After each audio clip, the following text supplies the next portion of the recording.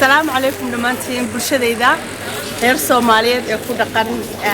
dalka Imaaraadka Dubai especially my fans maanta halkan waxaan ku suganahay saaka airportka Dubai oo igu soo dhaweeyaan dhammaan I like it group asxaabtaydi fanskayga iyo in kala banaanka joogta waxaan leeyahay thank you very much waxaan ogaatay halkan joogo waxa jooga walaalkay Cabdi Majid فنانة دوينتي هولندا يا فنانين أبوانينتي فانسكي والله بلاد بوفر أحسن هاي